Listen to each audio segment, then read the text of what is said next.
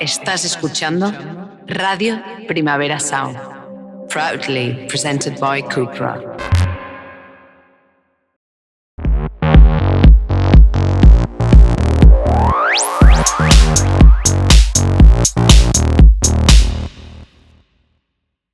And hello again, and welcome back to Radio Primavera Sound. And it's an absolute pleasure. We're here with Margeaux. How are you doing? Hi, I'm doing great. How are you guys? I'm good.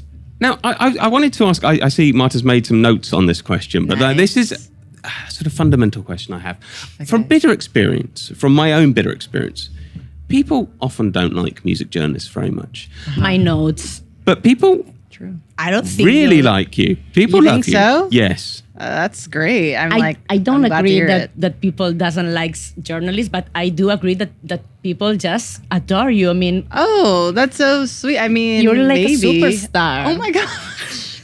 I don't know. I don't really look at like any like engagement that I get, or like I don't read comments or anything. So I'm really like oblivious to how people are like receiving me. But I mean, it's great to hear that people adore me. That's cool. But yeah, I don't know.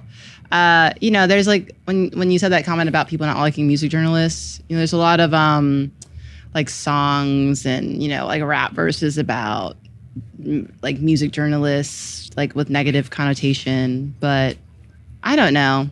Music journalists have also done a lot of great things, written a lot of great books, written a lot of like, I don't know, legendary pieces about, they've done great things. So it can go either way. There's like good and bad of any creative profession, of any profession, period. So yeah. Didn't Charlie XCX say something like you were the future of music? Oh, it was Caroline Polachek. Oh, excuse me. Yeah. Yeah. The future of music journalism. Oh yeah, she did. I used to work at Pitchfork, and I went to the Grammys in 2024, because it's 2025 now. And yeah, I was just doing like little videos on the red carpet, little social videos. And Caroline was walking down the carpet, and I was like, oh my God, it would be so great to do a video with Caroline. Like, I hope I even get to like say hi to her. And she walks down, and I'm like, oh my God, Caroline, you look great. And she's like, oh my gosh. And I'm like, what is happening right now? Like, I leave my body in that moment, because Caroline is someone that I've always admired, respected, revered. I just am a huge fan of her music, especially her records, Pang, and her last record, Desire, I Want to Turn Into You. So yeah, when she stopped me on the carpet and was like, I'm such a huge fan, like she was girl crushing you. I was in shock. I was like, this person knows who I am and is saying that I'm the future of music journalism. That marked like a big shift in how people perceive me as well. So thanks, Caroline, for saying that. That yeah, kind of changed my life, honestly. People always bring it up. Maybe this is a hard thing for you to answer, but what do you think people like about you? I mean, what? So that sounds terrible. That's not how I meant it.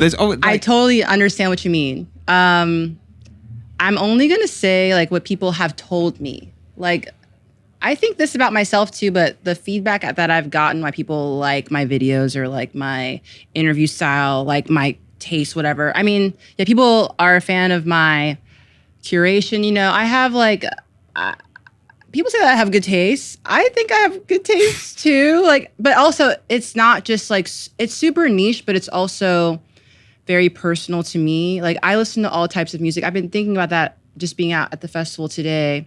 Like, I love like smaller niche up and coming bands that are maybe a little bit more underground or DIY, or just like smaller bands that people haven't heard of. But I also love pop music. I love music that like people think is like quote unquote cringe or I don't know, cheesy, but I like very unabashedly love all types of music. If I think it's good, like I don't have any guilty pleasures. So I think people are into like my eclectic taste that's like wide ranging. I think people are like drawn to my authenticity. Like I said, I'm just saying what people have told me. So I don't know. I pride myself on being a good listener. So when I approach my video interviews, I don't really try to interject myself too much. I just want to be a vessel for the artists that I'm interviewing. So I'm like, this is who I'm interviewing, and I'm interviewing them because I'm a huge fan, and I'm going to let them say their thing and have the spotlight. And I'm just here to put them on and to expose them to my audience. So yeah. You have said quite... a lot of different things there. You have mentioned authenticity. You have mentioned taste. You have mentioned curation. I think that nowadays, though, I mean, those, of course, they concepts that it was the job of music journalists, but looks like that, I don't know if are that important anymore, or it's not that it's not my opinion. I do think that they matter. I mean, very important, but especially since the rise of socials, when people, the audience, fans have all the access to artists that artists allows them to, looks like all these crafts of our job are not as important as they were before. Yeah, I think now, like, I don't know, just offering like a personal perspective when it comes to curation and just like a human touch is more important now than ever before. I mean, I feel like everyone is so inundated constantly with content, and we have access to pretty much everything at our fingertips. So people get overwhelmed, they get fatigued, a lot of decision fatigue about what do I even listen to? Like, people don't even know where to go because we're just like constantly inundated and things are taking up our attention. Something new is taking up our attention like every couple seconds. People don't know what to really pay attention to. So I feel like they're looking towards these kind of like bastions of music curation and people that have their own eclectic tastes that are like, listen, I know there's a lot of stuff out there that maybe you don't know where to listen to, or you don't even know what you like, or you don't even know where to start with like an artist that has an overwhelming discography. But I'm a person that is really passionate and just like really loves going deep on music. So I'm gonna help you. Like, this is like, I'm gonna help you decide what you should listen to, because I'm listening to all this music, so you don't have to. And I'm not saying like that for myself. I'm just saying that there are so many people like me in the space, on socials, on YouTube, journalists still, that are doing that to kind of help people kind of cut through the chaos of the modern digital landscape, really. So I'm happy to do it. I mean, it really comes naturally to me, and this was never planned. This has all been a huge accident that just so happened to happen. But yeah, if people think it's helpful, I'm just doing what I would be doing if even no one was paying attention. So yeah. You're a great interviewer as well. Thanks. What's your favorite question to ask? Ooh, it really depends on the artist that I'm talking to. Right. I love asking, like, for instance, my video clips, I'm only really posting like one thing that I'm asking artists, but sometimes like off camera, I'll ask a really specific niche question about like a song that they put out many years ago. Like, what did you mean by this line or something? But I love asking artists, especially musicians, I love asking them like if they're inspired by anything that isn't in their specific creative medium. Like, are you inspired by film? Are you inspired by, I don't know, what other types of media is exciting you right now? Because, I'm really passionate about music. Obviously, that's kind of my whole thing. But I also love fashion. I love film. I love talking about so many different things. I just so happen to specialize in music. But yeah, I love talking to artists about what other forms of media are inspiring them, because, music is just one form of art that can pull from so many different things. I mean, everyday life even. I just like to talk to artists about what is exciting them, what they're passionate about, music or otherwise. Is there one thing that kind of unites all the music you love? Is there like one quality that it has to have? Because it's obviously not generic with you. It's not like, I'm a fan of jazz and nothing else. True. Is there like one? Yeah, it can be hard. I've been asking myself this as I do my whole online thing more, my music curation, and I don't know. As I listen to more music and get older, I'm like, what really unites my music taste? And there really is no rhyme or reason. I feel like that's why people like me. I have like a little bit of chaos to my whole curation process. Like, it just doesn't make sense. I like so much stuff that I think I'm kind of the unifying factor is that there is none. But that being said, I just really love all different types of weirdo pop music. Like, it could, and like I say pop in a very loose term. Like just like anything that has like a pop sensibility with a bit of like eccentricity or weirdness or nerdiness or headiness, like I'm probably gonna love it because I love pop music, but I love like weird esoteric genres. So something that like melds the two is like really my thing for sure. And I also just like love guitars, music with like a bunch of guitars.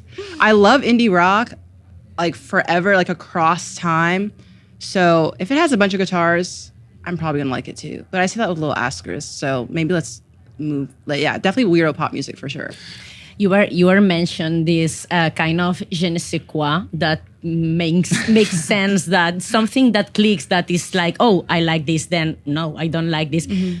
Does it happen though to you that, I don't know, other people or maybe even other journalists, when there appears kind of a label that groups the bands and it's like, no, they're not getting this. I mean, this is right and this is wrong. I mean, always talking to taste, and you know that it's subjective, but does it happen to you, this? Yeah, definitely. I feel like, you know, I'm listening to music all the time and I'm posting about music that I really love. And there's a lot of music that I really, really love.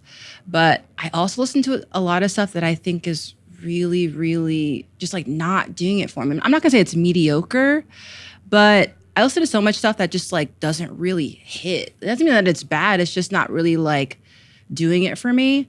Because there's, you know, even like a lot of the shows I go to, I like a lot of artists, but I love like very few artists as I love a lot of artists, but relatively speaking, like for me, I feel really, really passionately about less and less artists as I go to more shows. Mm-hmm. That's kind of just like how I learn about who I love and who I don't really love.